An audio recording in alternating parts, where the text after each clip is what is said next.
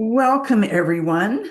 Hello, my name is Carol Koziol. I'm the founder of the Canadian Eco-Psychology, and today I'd like to share with you some of my stories and reflections from traveling through 15 countries in Africa over 3 months. This is not a typical travelogue bragging about all the cool places I've been. Rather, I will share some stories and about the how and the why I travel. Africa, as we know, was the nursery of humanity, the stage where the drama of human evolution unfolded. Walking here on this ancient soil, it's impossible not to feel the echoes of our past resonating beneath your feet. And I felt that for certain. What was my why to travel? Well, I wanted to honor my seventh decade. Basically, turning 70 is for me a big deal, and I wanted to find a way to, with intention, look at some old cultures, how others, older, and other community models participate in some conservation efforts to give back and to be open to hidden surprises. Also, I wanted to be able to share the experience. And this reminds me of my favorite Denzel Washington quote about the first part of our life we learn, the second part we earn, and the third part we return the learning and the earning. And so this is one of the ways I'm returning is by sharing this experience. Took me 3 months to prepare for this trip. I had to get in shape, not because it was physically demanding, but a lot of stamina is required when you travel for long periods of time. I had to visit my travel doctor to get jabbed, um, and apply for 15 different visas. And that was complicated because some of the countries I went through, there was no Canadian embassy. So I had to surrender my passport and ship it down to Washington. I did homework on the colonial history. I reviewed current geopolitics. I also downloaded Google Translate so I could use it offline for Arabic, French, and Portuguese. Did some research on the electrical outlets, had to come up with 5 different way combinations, including downgrading from 220 down to 110. And then the usual, the currency research, get some insurance, rewrite my will, and then I journaled before, during, after. It's important for me to minimize my impact when I travel, and that includes minimizing plastic, garbage, and chemicals. And so when I thought about traveling for 90 days, using 4 bottles of water a day, like that's 320 different plastic bottles I could be leaving. So I always travel with a silicone water purification 1 liter system, and I would take water right out of the tap and use that. And I did not get sick. So for me, it worked. I also carry with me Camp Suds. It's a biodegradable soap that I use on my hair, on my body, and to hand wash my clothes. I had a big bottle of hand sanitizer, which I would used to refill my personal size bottle I carried with me all the time. Instead of Kleenex, I used hankies, which I would rinse out at night. And I always carried a couple of rolls of camping toilet paper. Travels off the beaten path is not easy. So, where did I go? Well, I joined with a group called Native Eye out of the UK, and it was small group travel. We started with 4, grew to 9, and ended up with 4. We did a land tour which covered about 11,000 kilometers through 12 countries, making 44 stops in 56 days. So we were constantly on the move. And we started in North Africa through the Sahara and the Sahel. We started in Marrakesh, Morocco, went through Western Sahara, which isn't a country. I found out it's a territory. And Mauritania and Morocco keep fighting back and forth. Morocco's kind of got the control right now. Then we went down through 10 countries in West Africa, including Senegal, the Gambia, Guinea-Bissau, Guinea, Sierra Leone, Liberia, Cote d'Ivoire, Ghana, Togo, and Benin. And from Benin, I went to East Africa to the Seychelles, um, for a few days to decompress. Then I did some eco-volunteering in Kenya, and then I ended up in Egypt. And the rationale was if I'm going to be hopping across the ocean, incurring some carbon footprint flying, I might as well stay on the continent and do a few things. So, what did we do? We went to museums, and I just want to give a shout out to, because I'm not going to speak about Cairo or Egypt or the pyramids, which were phenomenal, but the new Egyptian museum was quite phenomenal and impressive. The other museum that I really enjoyed was the Museum of Black Civilization in Senegal, Dakar, Senegal. It's brand new and it was very informative and well done. But we did absolutely everything. So who goes on these kind of trips? Well, here's the four of us that started. I did enjoy traveling the first 2.5 weeks with the same crew of guide and drivers and who were actual nomads. And so they were very resourceful in helping us through many tricky situations and border crossings. Our group grew to nine, and we were all retirees, retired international bankers, corporate lawyers, software developers, senior civil servants, engineers. It was a very interesting group. I was the least traveled in the group. We had fun. We got along fairly well. At the end, for the second part of the trip, when we hit West Africa, Armstrong joined us, and we had a different crew that would drive through all the different countries. And there was four of us, and I will be referencing this picture again later. But this is one of the kings and queens of the Ashanti tribe in Ghana. Uh, and it was interesting because we learned that it's the queen who picks the next king. The king and queen are not married. This queen actually is the niece of the former queen, and it's the queen who picks the next king. We traveled in 4x4s, and use this picture because the driver in the back there in the blue they just kneel down and pee. That's what they do. And as you can see, there wasn't a lot of places for women to relieve ourselves. So you're looking for a bush or a sand dune, or you just have to tuck behind a car, face your audience, and smile. It was tough. We The roads were horrendous, especially through Guinea-Bissau, Guinea, some of the less traveled countries. This is actually the main road going into a border crossing. And I swear the potholes were leftovers from the last civil war and the mines.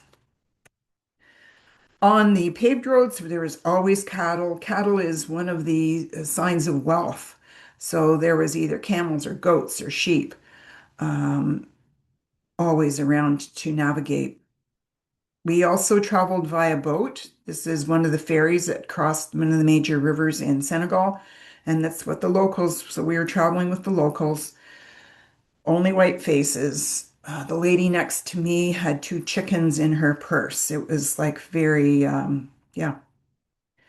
Some of the water transportation was sketchy. This boat had a chronic leak. I was grateful that I'm a confident swimmer. I don't know if I'm strong, but I'm confident and the water was warm. We did land safely. Our accommodation included guest houses and tourist class, which is basically two-star.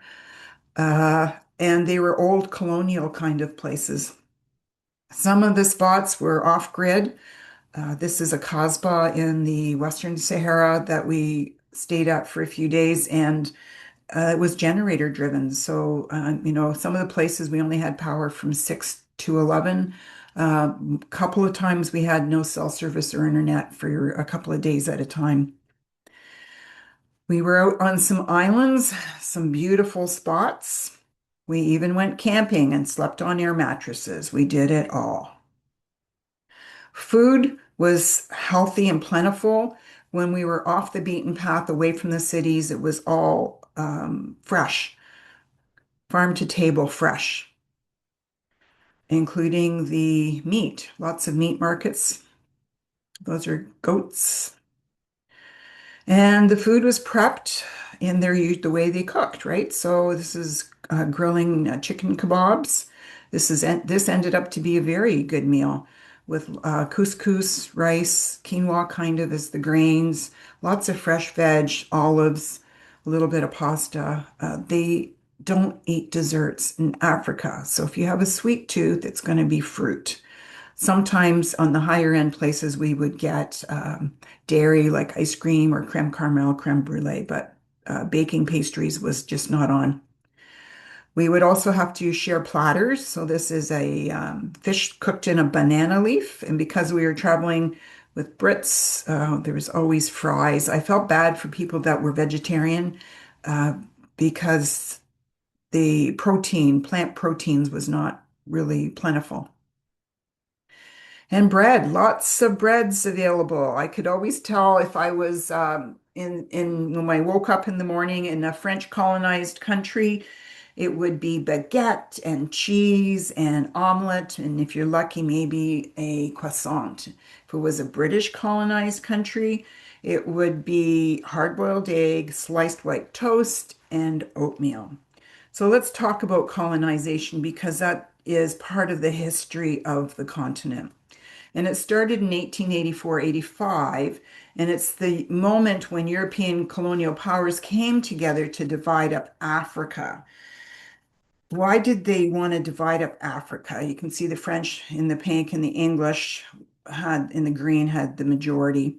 Well, because this is the way Africa was viewed as a bunch of resources, not landscapes or peoples or culture, it's resources. And I would argue today this is much the way it's still seen today.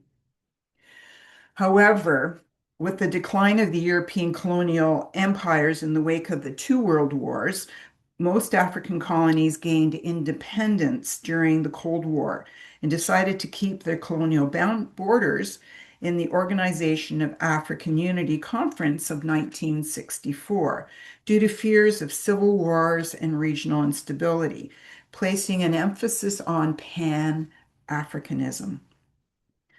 There was lots of civil wars that have occurred through Africa, and especially in the areas that we went through. And even today, there's still civil unrest. I narrowly missed two coups d'etats, one in Guinea-Bissau and one in Benin. Witnessed some student protests with tear gas and full military presence. So there is unrest still.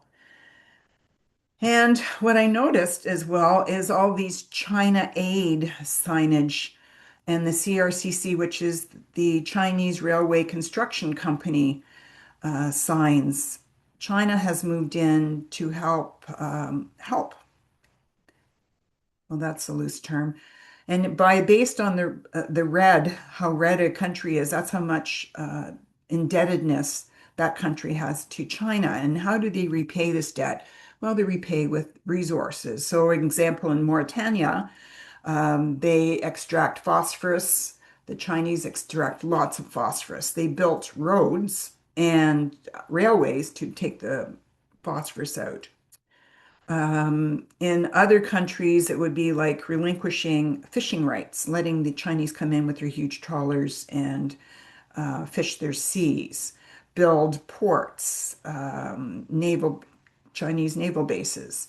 So there is lots of Chinese activity here. Okay, so let's talk about one of my highlights is North Africa. I love the Sahara Desert. It was very just breathtaking.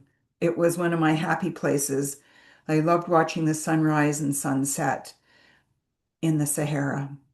And just wandering through the dunes was quite special. We always wandered in pairs because if the wind picked up and erased your footprints, you could get stranded and lost very easy. For me, I wrote in my journal, the desert evokes both peace and restlessness because the sand is continually moving.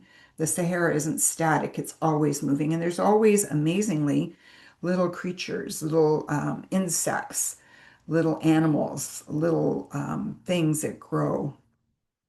People still live the nomadic lifestyle in the Sahara Desert. We witnessed this little camel, baby calf camel, was only 18 hours old. You can still see the umbilical cord. So watching them struggle to stand up was very special.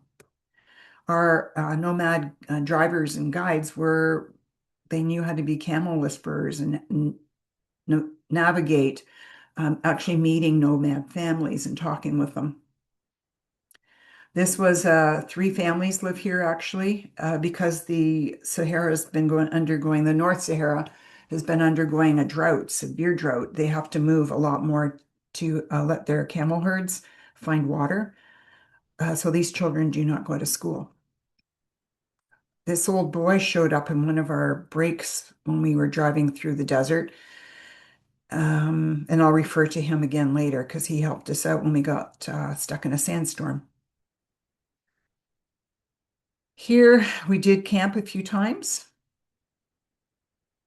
and I found that really fairly interesting. Again, we were on air mattresses. We cooked over a fire. The nomads baked a nomad bread for us.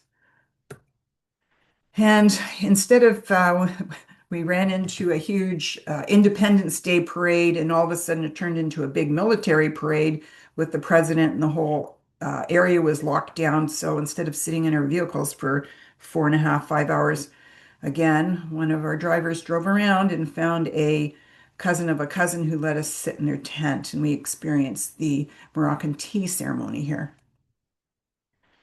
Sunrises, sunsets in Africa, I will never forget. I loved the desert, but it was very hard driving through there. You felt like you're being rattled around in a tin can, and you can see the scarring on the earth. The And those bumps there actually are markers for the Paris to Dakar road rally. So it was like, okay, yeah, this is just out there. Let's just drive all over the place. And I felt bad about that. The hidden surprise for me here was the stars. Oh my goodness, the night sky was phenomenal. Yes, there's lots more space junk there, but the night sky was very special. And I want to share this poem that I've since found called Desert Constellations. The overwhelming depth of the desert leaves no room for overthinking. Only the staggering realization that we are but a grain of sand in an ocean of crushed rock. We lie back and point at the stars, finding constellations and wishing we were among them. Yes, the desert and this experience will be on my highlight reel. So, West Africa was a different kind of experience. To truly understand this part of Africa, you must listen to its stories, hear its songs, and feel the rhythm of its drums. Back in 1959, George Peter Murdoch, who was an early anthropologist, attempted to map out all of the ethnic tribes in Africa. Africa is the second largest continent, and it comprises 55 countries, home to about 15% of the population, and include up to 2,000 tribes and languages. So you can see how the arbitrary boundaries, borders kind of slice up different tribes and ethnicities, which is part of the problem of ongoing strife. So through here, which is where we traveled through West Africa, you can see tons of tribes here. We were privileged enough to witness about 12 different types of cultural dances, mask dances, and some of them I have to say were performative. It's like, okay, the tourists are here, places everyone, start beating the drums, pass the hat. And those were special experiences because they were authentic. So here's a mask dance. And mask dance, they embody spirits, ancestors, or deities to connect the past with the present. Zaouli is from the Guro village of central Cote d'Ivoire, and they're often called the most impossible dance in the world. It's a high energy dance. performed by men in vibrant costumes. It features mesmerizing, lightning fast footwork while the upper body remains almost perfectly still, symbolizing feminine beauty, unity, and harmony. So this was, I'll show you a little video clip here from the Bouk village in Côte d'Ivoire. And I was just amazed to hear that the UNESCO representative list of the intangible cultural heritage of humanity. So this dance is now recorded as an intangible cultural heritage.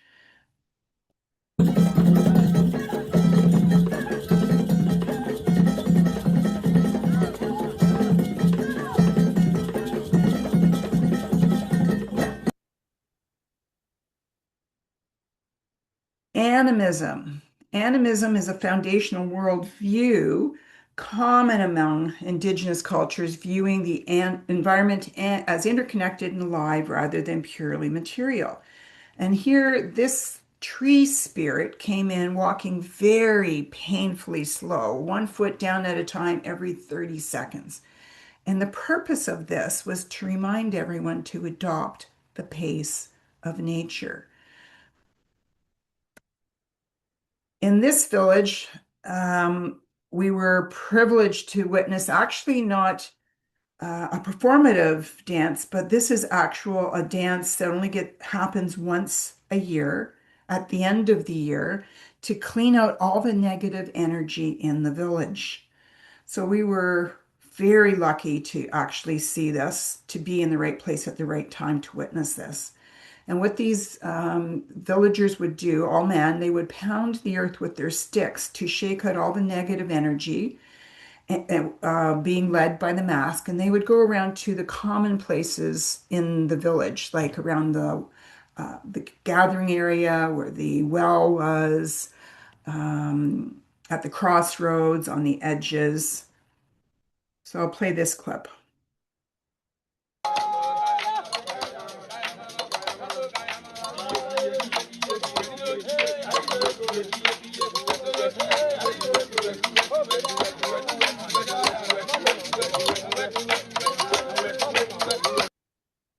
And then what they would do after they had gone around to all the spots is they would go out to the forest and then they would do a ceremony or a ritual to actually ask the forest to help remove all the negative energy from the sticks, so that the village could start a new year, a new cycle, in a more positive way. Yeah, that was very powerful to me to witness that. Here is another dance we saw, and this is very rare to actually see this as well too. And these little girls, they start at the age of 5, and it's an initiation into spiritual womanhood. And it was honoring snake energy. So their faces are painted in snake kind of ways, and they would have to learn how to keep no emotion. They would start at 5. They would do different acrobatic snake-like dances. And then when they hit like 11 to 13, when their menstrual cycle started, they had completed their initiation. They had a trainer, a leader, a spiritual advisor, and who would train them into snake movements. And the knives here represent fertility, putting fertility into the female body. So here's this video clip. If you can also watch the girls in the background, they are kind of continually moving like snakes. Maximum is 12. Those are 7, 8 years. Yeah, 7, 8 years. So that was a very interesting dance to witness. The other thing we were privileged to be exposed to is voodoo. And West African voodoo is an ancient organized religion originating in present-day Benin and Togo. It has roots potentially 6,000 years old and focuses on connecting with spirits, ancestors, and nature to cure illnesses, provide protection, and offers spiritual guidance. It does originate in West Africa, but through the Atlantic slave trade, it ended up in Haiti, which was refined, and now often blends traditional African practices with Catholicism. And I found that interesting that voodoo and Catholicism kind of work together. Similarly, I didn't mention this before, but animism and Islamic practices kind of go hand in hand. So some of the Abrahamic traditions are based on ancient nature connection practices. We visited at the Temple of Pythons in Ouidah, Benin, and it's a shrine where around 50 to 100 royal pythons are worshipped as sacred symbols of protection, peace, and fertility. And if a python is found, it's always brought into the shrine. Voodoo involves rituals, drumming, and trance to communicate with spirits for healing and guidance, acting as a deep cultural framework. We on again, we're very fortunate to witness, observe a 3 day end of year, New Year ceremony in this village. And this was a hidden secret village. And the only reason we got in there is Armstrong, our guide, had an auntie who lived in the village. So tourists don't come into these places. This was one of the most remote places that had no electricity. There were no cell phones because in a lot of the other places they were kids or adults with doing videos for TikTok, but this is the most basic village we were at. And here I write in my journal, I feel like I experienced dropping into liminal space between the human and the more than human world. The drums really drew me into feeling the pulse of the earth, and I was moved to tears. This video clip won't do it justice, but I'll show it to you anyways.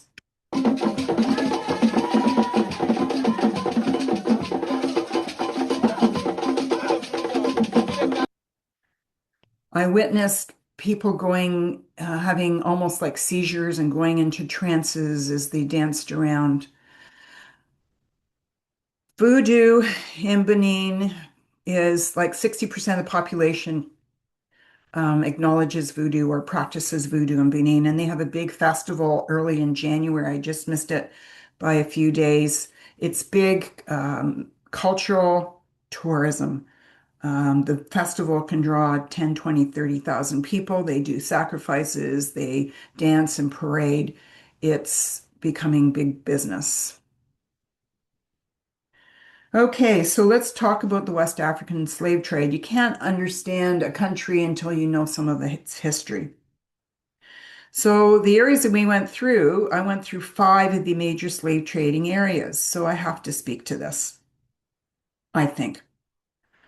The 2 sites I want to speak to, the first is Gorée Island, which is quite famous.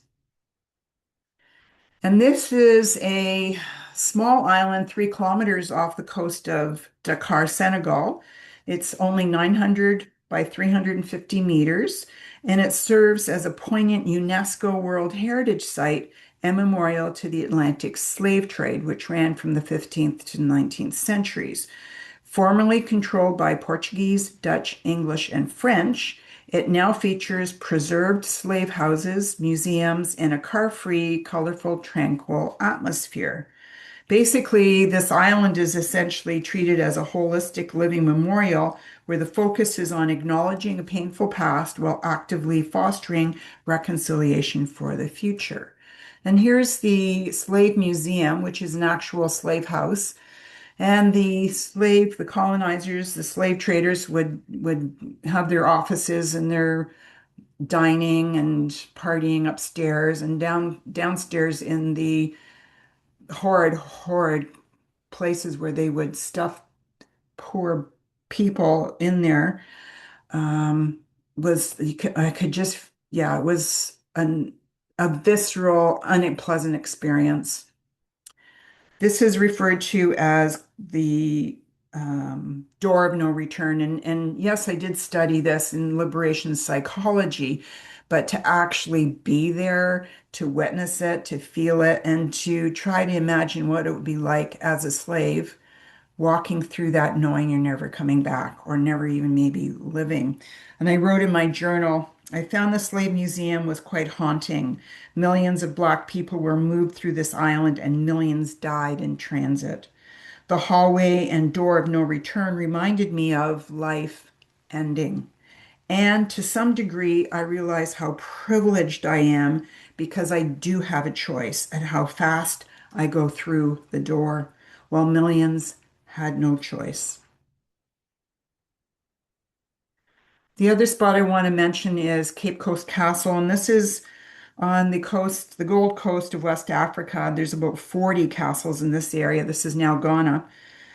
And they were originally built as trading posts and converted into slave castles. And here's an example. Well built, still standing, old cannonballs still kicking around, but just like again, the oozing of the yucky energy there, painful energy there. This is their door of no return. Again, you would walk through this, get on a slave ship, and that would be your life would be changed forever. What I found interesting here is they had these shrines where people who had done ancestry work would come from the Americas and come back to the place where their ancestors had survived and place flowers and letters and bottles and just say thank you for surviving. I also discovered that there's a door of return. And this kind of movement started, I mean, we know Liberia was founded on returning slaves, that whole country is, but in some of these other areas, this is an initiative that started in Nigeria back in 2019, and it's an initiative to advance Africa's openness to the diaspora returning to visit for either tourism, economic development, or even like say, come home. You're welcome home. And finally, this big place is brand new. This is a new modern interpretation funded by Chinese. It's got an Oriental look to it in my simple mind. And this is a memorial arch in Ouida, Benin, and it's concrete and bronze, and it's turning into a big, huge modern day destination with a tourist hotel, with shops and restaurants, and thousands of people come here. I did discover in some of my follow-up research that last year was actually the year of reparations, justice for Africans and people of African descent. Um, from only, yes, from the Atlantic slave traders and the colonizers, but there's a lot of internal work that needs to happen between tribes. So if you think back to that picture I showed you at the beginning with the four of us and the king and the queen, the Ashanti king and queen, the Ashanti tribe were quite known for being warriors that would conquer villages and then sell their fellow Africans to the traders for goods and other things. So there's forgiveness and reconciliation that needs to happen between the tribes. Also, a big push to end violence against women and girls. I heard horrendous stories I'm not even going to share about how women were treated. Um, yeah, so this is another hopeful sign here. At the end of the 56 days of driving around, I wrote in my journal, my senses are full. I'm at capacity for the absorption of experiences. And I was so grateful that I was able to meet up with my son Brock and daughter-in-law Catherine to share a meal and get a hug and just to kind of connect. So thank you. From here, I went over to the Seychelles and I collapsed for 3 days. I just slept for 3 days. And then I just swam in the Indian Ocean, which was a different feel from the other oceans I've had the privilege to swim in and dive in and stuff. and also hang out by a little pool, plunge pool.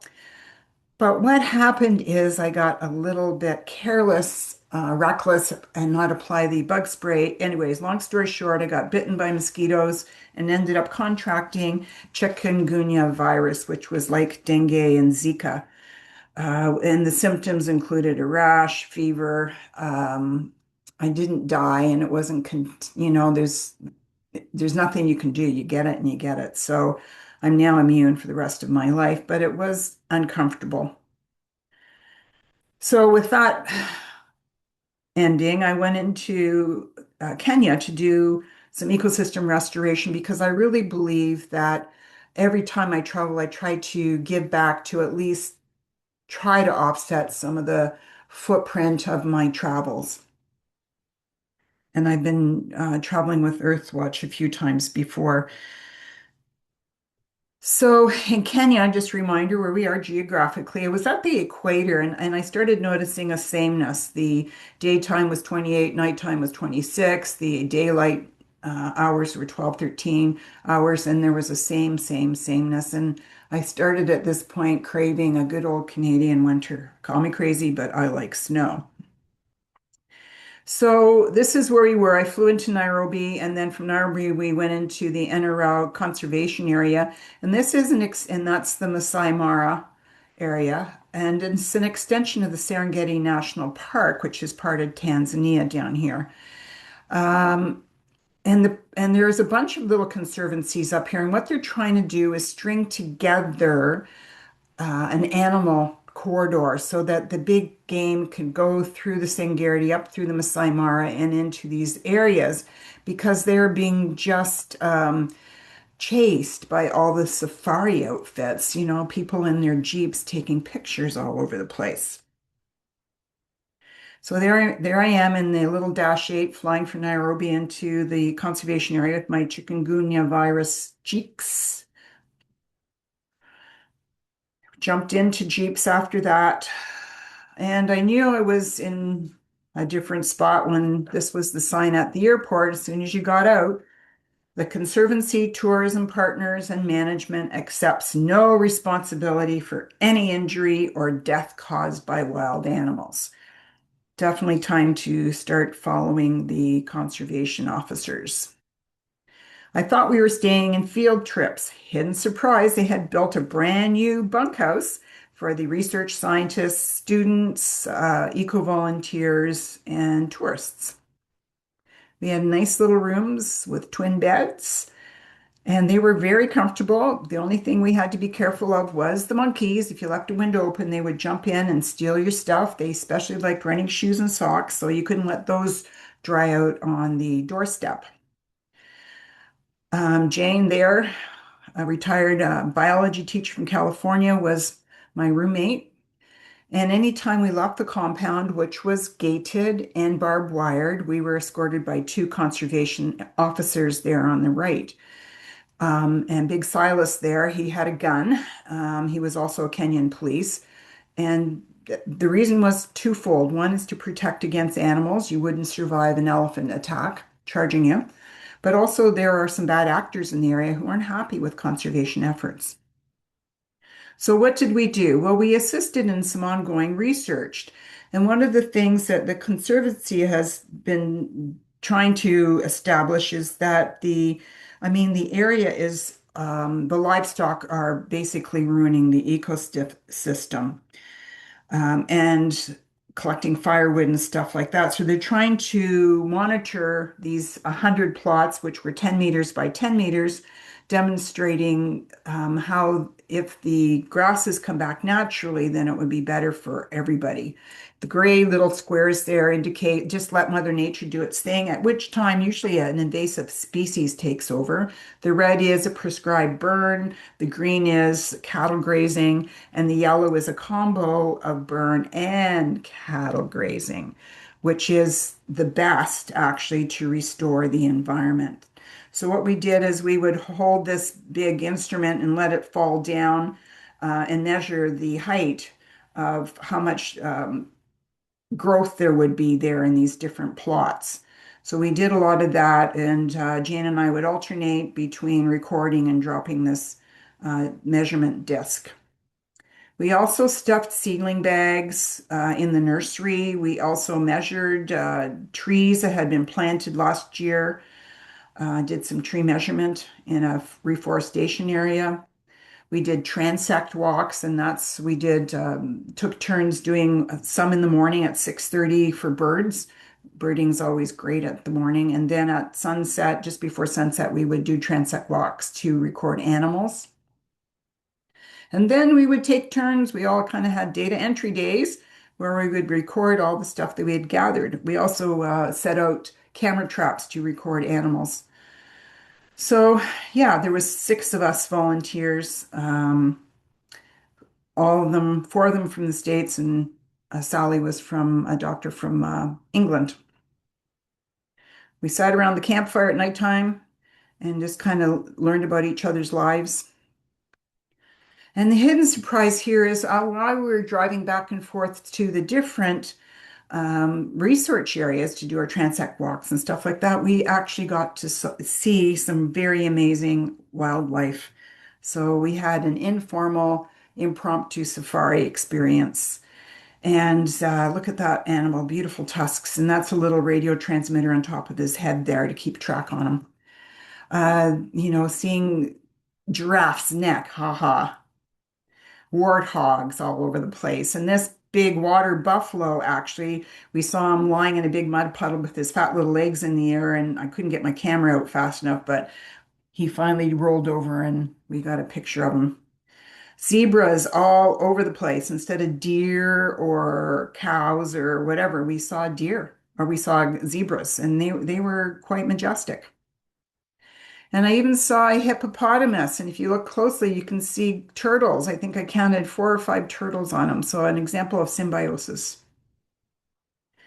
This is me on my last day. We were just finishing up on one of the transect walks, birding, and I was looking out over the savannah, which I found very peaceful, um, and looking over this Maasai because, we were working with the Maasai tribe.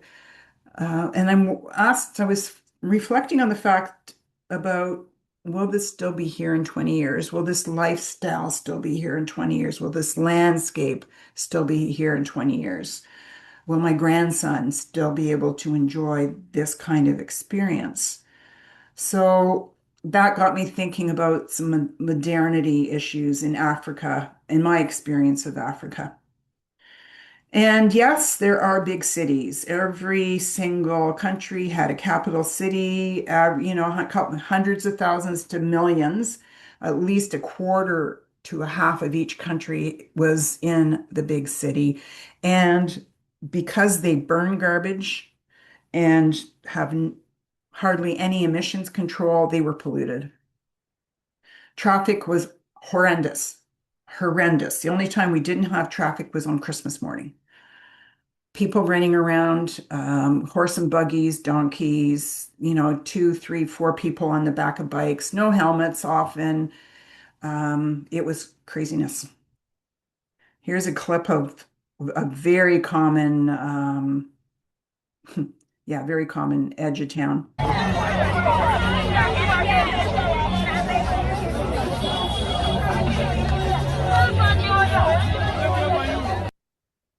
So, where's all this stuff come from? Cheap and cheerful, made in China. Everything. And one of the most distressing things for me was realizing how they have get their water. Instead of water bottles, they have these water sachets where they steam kind of seal the edges of a water bag, questionable what the quality of the water is, and then they sell it. People bite off the end to the corner, and then they just drink the water and they drop it. And this is a beautiful beach in Ghana that's just this is a fishing village in Senegal with lots of garbage. Waste management is, I can say, probably non-existent in the countries that I went through, other than Kenya. Um, Even Egypt had garbage issues. This is Mauritania. No garbage. I didn't even want to ask about sewage. Like, did it go right into the ocean, into the, like where They just drop stuff. Sometimes they would pile it up, but most of the times they just drop it. And this is the big, you know, stuff, stuff getting transported in very shaky ways. I would see these vehicles with people sitting on top, hanging out the back, rolled over in the ditch. I saw one on fire. Basically, yeah, good, the Chinese helped build good roads, but they didn't, there's no control on, educating people on safety. So, modernity in Africa is complex. It's ongoing. It's a structural transformation, blending global integration with indigenous traditions.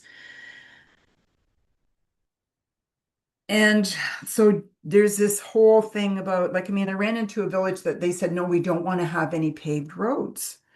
So there's a decolonization kind of movement where the African thinkers are reframing the concept of modernity, arguing against simply replicating Western models and emphasizing the need for African driven development. They're struggling to blend historical identity with technology and economic modernization. And so, just to plant kind of one way this is happening, I found this TikTok African influencer who basically dresses up in African themed outfits and walks around through urban centers as a catalyst to nudge people into remembering who they are, where they came from. And I'll play this clip.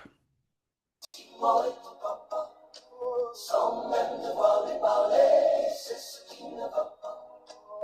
Ah, sacré papa, dis-moi, es-tu caché? Ça doit faire au moins 1000 fois que j'ai compté mes doigts. Hey. Où t'es, papa, où t'es? Où t'es, papa, où t'es? Où t'es, papa, où t'es? Où t'es, où t'es, papa, où t'es? Compagnie. And I'll just mention that that very catchy tune actually is an AI remix of a song that came out in 2013. So I'm just going to leave that there. So, what are some of my summary thoughts about modernity? We were visiting this village in Sierra Leone, and we were walking around being guided. Our tour guide was the chief of the village, and we were asking questions. And somebody said, "How many people live here?" And he looks around, he goes, "Enough, enough that we can take care of each other." I went, We asked this guy who had this big box of tuna on his head, "How heavy is that?" And he goes, "I don't know." "Well, how many tuna are in there?" And he goes, "Enough to feed my family for a month." And so the whole business mantra of you got to measure it to management doesn't always apply if you just answer the question, what's enough, right? Endless more is killing our earth. We were stuck in a sandstorm in the desert where the old boy helped put us in the right direction. And we had to take a break and have lunch and kind of gather our wits coming together and let the nomads talk among themselves. And I realized that community can happen anywhere, and that one of the technologies we need to remember as Westerners is the technology and community. And I saw lots of evidence of technology of community in Africa. This is a Berber community. It doesn't have any paved roads. There are some satellites, but they still live in community. This is a stilt village in Benin. And this village came about as an adaptation to escaping the colonizers' attempt to enslave them into the Atlantic slave trade. So they built a community on stilts to escape slave trade. And so the technology of community includes adaptation. And here you can still see, hand pumped wells, houses close together, the whole, Ubuntu, I am because we are. The technology of community is still very evident in Africa. In the places I visited and some of the communities I went through, I should. These are little passport masks. Who need digital IDs? These little keychain sized passport masks identify what tribe you come from and what village.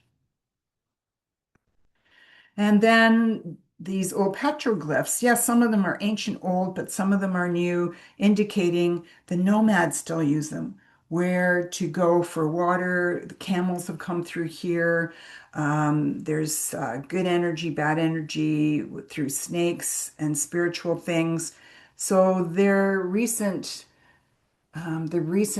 technologies of community and coping are very in recent memory in some of the places that I visited. What did I take away here for my seventh decade, my learnings? Well, one of the things I was a little distressed about through the whole time was how attached people were to their technology.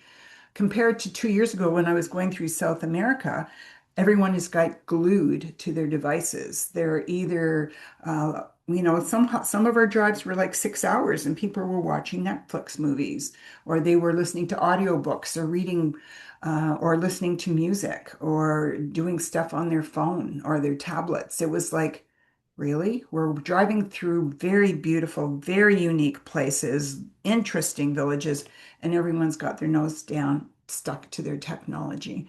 So, one of the big things for me is like, put the camera down, unplug, observe, witness, acknowledge, and feel. How can you feel if your nose is in technology all the time? And Joanna Macy reminds us the most radical thing any of us can do at this time is to be fully present to what is happening in the world. Also, for me, as my seventh decade marches on, is realizing tomorrow's promised to no one. I mean, I witnessed death and life, the whole cycle. Time is watching us. I can see time in the distance. We all have only a certain number of days. So I'd like to finish with this quote because it applies to me. Africa changes you forever, like nowhere on earth. Once you have been there, you will never be the same. And with that, I say thank you for listening. I am complete.